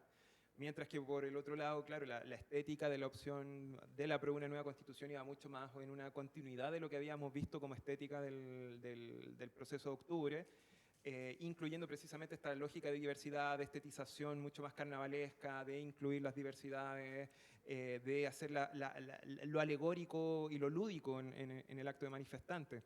Entonces, claramente, y también lo vimos recientemente con la elección en Brasil, sin lugar a dudas, no era lo mismo ver, claro, los colores verde y amarillo en un sector, mientras veíamos la otra manifestación que era roja. Entonces teníamos esas expresiones estéticas muy marcadas. Como te digo, yo creo que hay ciertos eventos, para terminar, políticos que han ocurrido en Chile que sí pueden tener esta lectura de clivaje y otros que quizá hay que reflexionarlos con otros que van más allá de la izquierda y derecha. Gracias, Rodrigo. Mira, tu pregunta es muy buena, Yas, porque ayuda a organizar un poco esa línea de tiempo que porque eso no es un trabajo que está finalizado, es un trabajo en proceso. Lo que les mostré hoy en día es un poco las resonancias que me quedaron, que nos están quedando de esa investigación particular que hicimos sobre la Bienal Latinoamericana. Entonces, todavía es algo que estoy, es por hipótesis, voy a tener que averiguarla, pero mi hipótesis es de que, por ejemplo, la concepción de mito e imagen que foi formulada no momento da Bienal Latinoamericana, primeiro foi formulada por la própria Fundação Bienal, que eram pessoas de élite, classe média branca, sem querer hacer essa relação muito burda entre que eram de homens blancos com sua maneira de pensar, pero sí havia aí um viés, digamos, que eram pessoas que estavam bastante conectadas a este imaginário hegemônico modernista, por exemplo, liberal, e que pensavam no mito desde essa perspectiva de que o mito pertenecia única e exclusivamente a pueblos não civilizados, pueblos originários. E isso foi como também foi leído por el campo artístico, na noção de mito e magia. Pero entre meio no anos 78 passou a filosofia desconstrutivista, passou a teoria decolonial, passou, que mais? Las feministas. E atualmente chegou o antropoceno, entrou o antropoceno em cena, e entrou toda uma espécie de também rama teórica que derivándose del pós-estruturalismo ou del mismo Derrida, Foucault, que están planteando discusiones distintas. Si bien en ese momento ellos estaban ahí poniendo en tela de juicio la epistemología moderna, actualmente se está poniendo en tela de... esa crítica ahora se está ampliando para pensar el mismo ambiente como un ser senciente, la ecología como el planeta, Gaia, como ser senciente. Entró ahí, entonces estamos hablando de que existieron varios cambios en términos filosóficos, teóricos, que influyen también en las prácticas artísticas. Y actualmente yo siento que hay una especie de otra mirada hacia el mito. Por ejemplo, hay un trabajo de Sebastián Carfuqueo, me acordé de él cuando me hiciste la pregunta, en que él va y hace una representación del Caupolicán usando zapatos de tacón y en diferentes espacios de la ciudad. Y hace una crítica al mito del Caupolicán desde una perspectiva de género, por ejemplo. Entonces, hay ahí una nueva la misma idea de mito fue resignificada. Y cómo esa idea de mito está siendo apropiada por el arte es actualmente distinto de lo que, por ejemplo, los artistas de los años 70 hacían. Entonces, yo creo que pienso que es importante observar todas las perspectivas teóricas y los imaginarios que están circulando actualmente y están enfrentando ese imaginario moderno y liberal que hoy en día está en colapso, porque en los años 70 era súper hegemónico, ahora está en colapso y ahora cambia de figura, por ejemplo, el mismo indígena no es más ese ser aislado de la sociedad que necesita ser protegido. Ahora hay un viraje todavía no completo, pero hay un viraje donde el indígena está empezando a ser visto como la tabla de salvación de la humanidad. Y la perspectiva indígena, entonces la teoría del perspectivismo indígena del vivero de Castro, que de repente también alzó al mainstream teórico. ¿Por qué? porque todos están viendo ahora, mirando a los pueblos originarios, sus maneras de vivir como posibilidades reales de salvación frente al colapso moderno. Entonces, es otra, ¿no?, otra manera de verlo, el mismo indígena, que también impacta en la manera como se lee el mito, bla, bla, bla. Entonces, creo que por ahí es la manera que yo creo que hay que buscar esa respuesta a tu pregunta. Muchas gracias, Raíssa. A ver se tem mais alguma questão. Primeiro, eu quero agradecer a fala de vocês. Para mim, foi muito bom ouvi-los, que também tenho muito interesse em pesquisar imaginários e visualidades. E, bom, eu acho que eu vou fazer uma pergunta que dá para a gente conversar, os três assim, e que diz respeito, e que diz mais respeito também aos meus conflitos como pesquisadora, né? Que é tipo assim, essa insistência em ler essas ações desde uma perspectiva de estetização. E o quanto isso está conectado com o imaginário revolucionário que, ouvindo tanto o Marcel como o Rodrigo e Raíssa, me parece que é algo que está fora, né? Eu concordo muito com o Marcel quando ele fala que a gente pode perceber esses movimentos em termos de revolta, né? São movimentos descentralizados, de um modo geral, não tem um projeto de poder reivindicatório. Então, quando eu fico me questionando essa dimensão de nomear ou tentar inscrever isso desde uma estetização do político, o quanto a gente, né, não atrela isso a esse imaginário revolucionário que, por sua vez, pensava a essa estetização de maneira muito programática, de uma maneira de conscientizar os povos, de uma maneira pedagógica, que também não me parece ser o caso aqui, em nenhuma dessas imagens, ou isso daqui que eu estou vendo, né? E aí, e ainda mais com esse componente que o Rodrigo traz, que é da dimensão, que também está colocado pelo Marcel e pela Raíssa, da dimensão do afeto, que também agora a gente vem, é uma terceira geração, né, a nossa, que agora se dedica, de fato, a pensar o político desde o marco teórico dos afetos, né? Então, quando você fala de afeto, você sai da racionalidade, né? Então, isso eu gostei muito também de ouvir do Rodrigo, que é essa ideia de afetar o cidadão, né?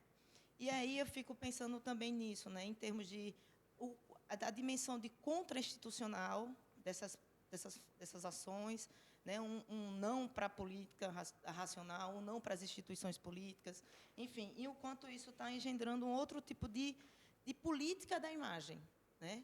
E eu fico pensando também que, nesse mundo hoje que a gente vive, que é convertido em imagem, o corpo em si, ele se transforma em imagem na rua, né? Então, esses flash mobs, o trabalho que a Raíssa trouxe, ou tudo isso aqui, o corpo como uma imagem, né? E aí era um pouco para a gente, não é muito uma pergunta, mas é pensar isso, né? Extrapolando esse marco de regime representativo, que está para muito além, trazendo um afeto, pensar também nos limites de análise da gente, quando a gente é muito forjado no imaginário revolucionário, que isso daqui, para mim, está totalmente superado, né?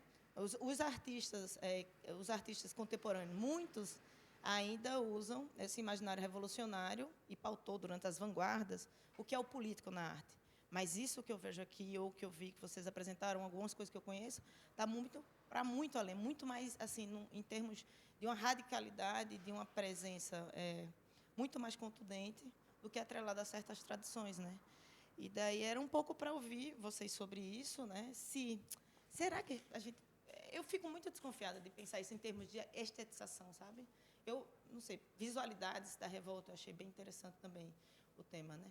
E ainda pensando no marco da Raíssa, que você traz os 70, 90 e 2000, eu acho que é importante pensar que 70 a gente teve a Bienal do Mercosul, que propunha instituir um debate ou centralizava, né? 90 a gente tem a Bienal Latino-Americana, 90 a Bienal do Mercosul, final de 90 a Bienal de Havana, que são 3 ações desde o Sul que estão totalmente conectadas em disputar, desde a geopolítica, o poder, né, de produzir discursos, imagens, contra-imagens, enfim.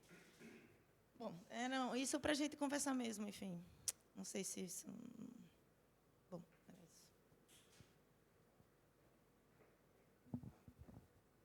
isso. Gracias, Fabricia.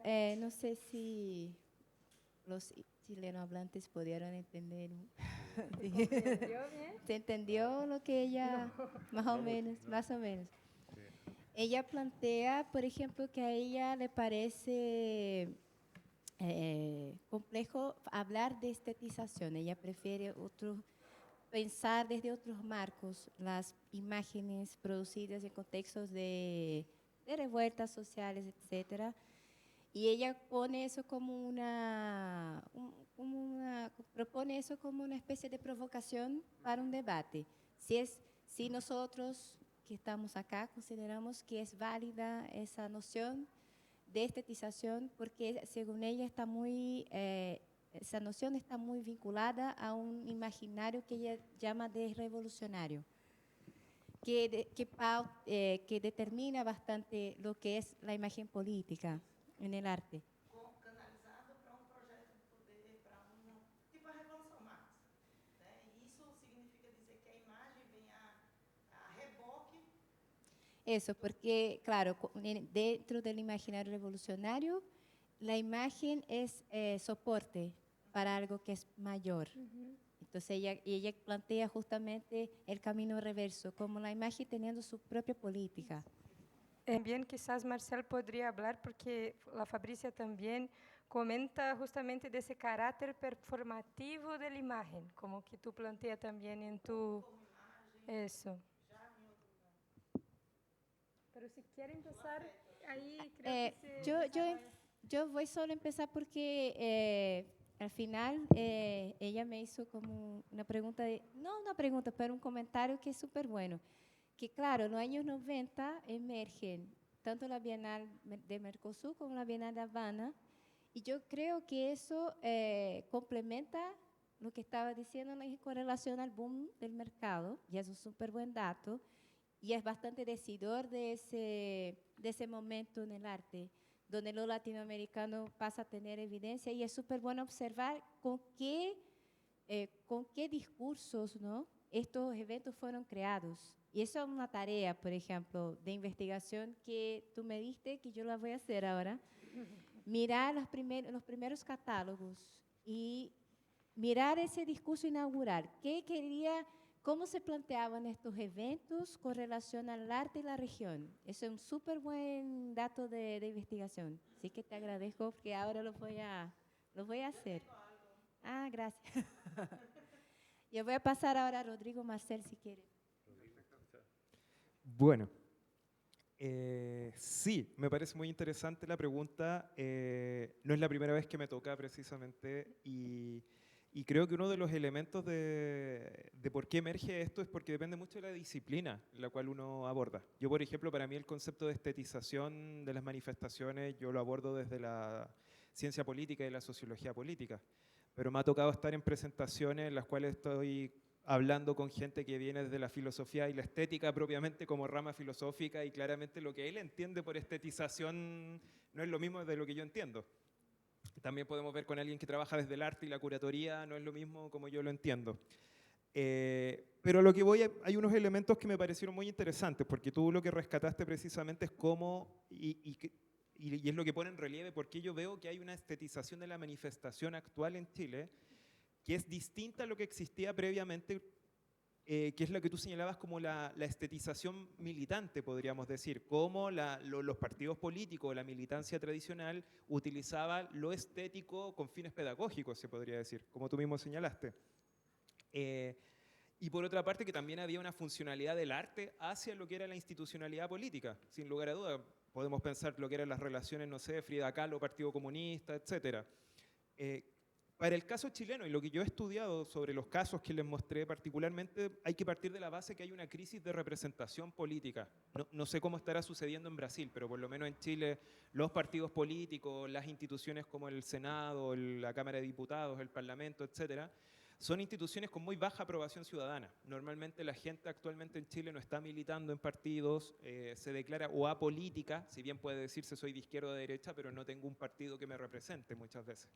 Y es en ese sentido que yo retomo el concepto de estetización, y como lo traté de mostrar en varios de los ejemplos que les cité, es cómo es un recurso finalmente que viene desde la ciudadanía. O sea, no son artistas generando obras de arte, no es una estetización desde el arte, como se podría decir, arte de la academia, sino todo lo contrario, son ciudadanos comunes que dicen desde poner, como les decía, poner velas en una calle en solidaridad con gente que está siendo víctima de violaciones de derechos humanos, hasta estos flash mobs que yo les mostraba, que no eran los estudiantes de arte tampoco, era gente que podían ser chicos que estaban estudiando odontología, ingeniería forestal, que ellos querían expresar sus sentimientos mediante metáforas, alegorías, y era algo lúdico para poder manifestarse.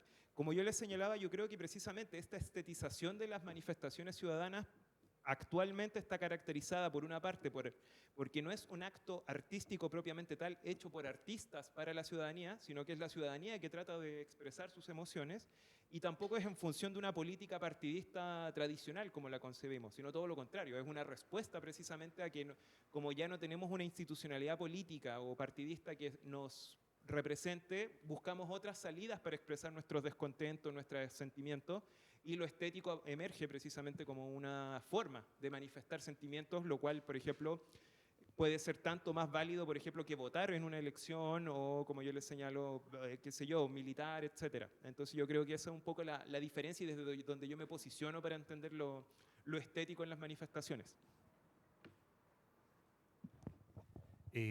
Bueno, sí, yo también, en cierta manera, percibí, en base a la presentación de Rodrigo, su punto de vista, ¿ya?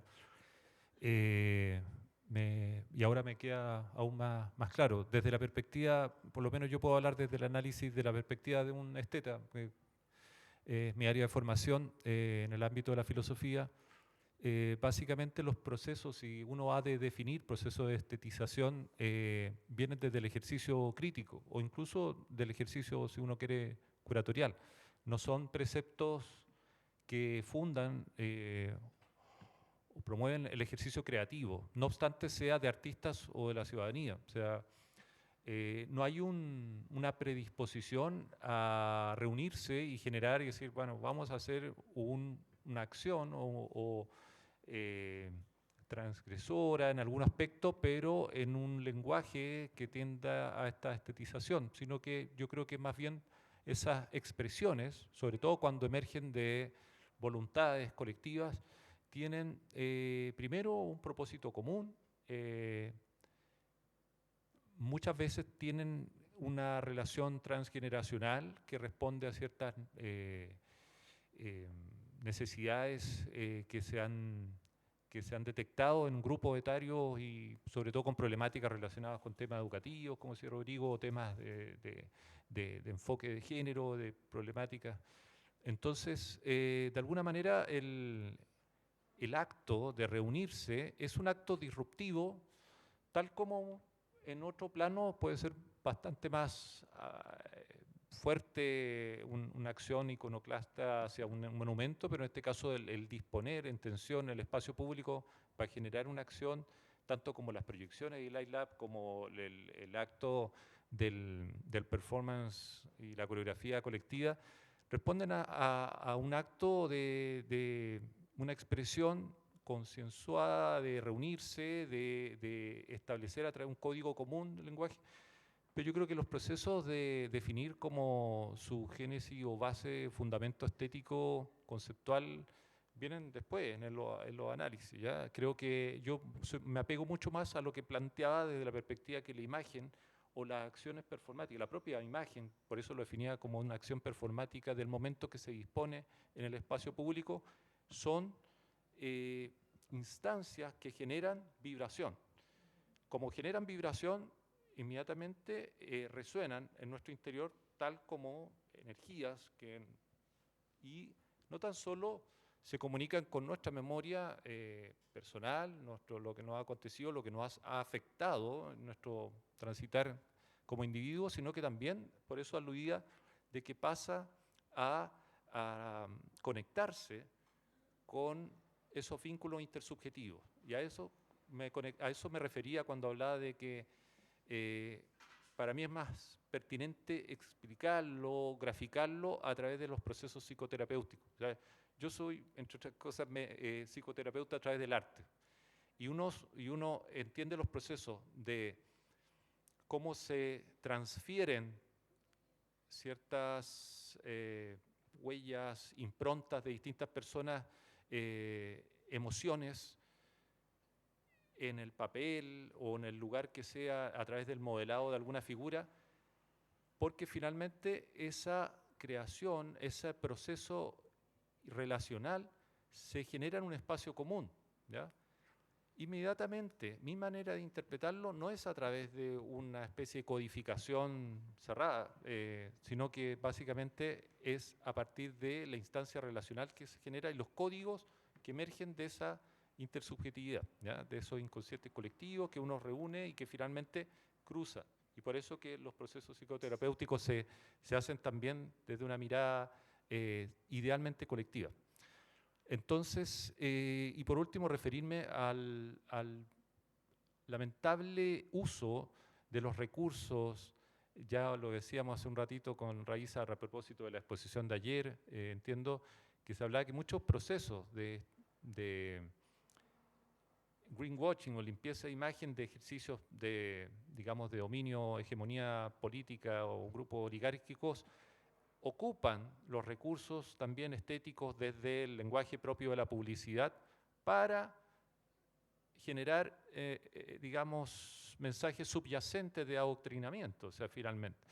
Y eso es un tema que ha de tener nosotros un rol crítico a la hora de no digerir eso de una manera tan acrítica y descomprometida, ¿ya?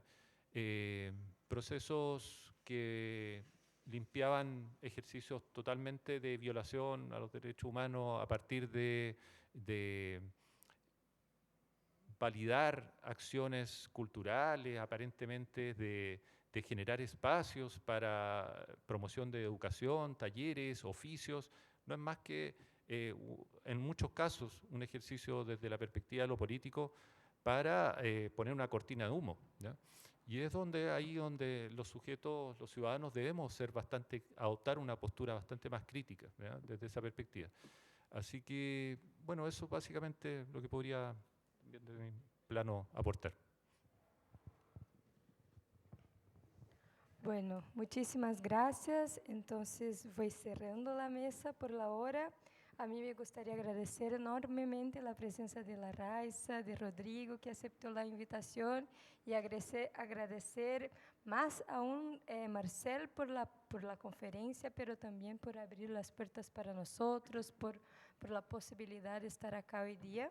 Muchísimas gracias.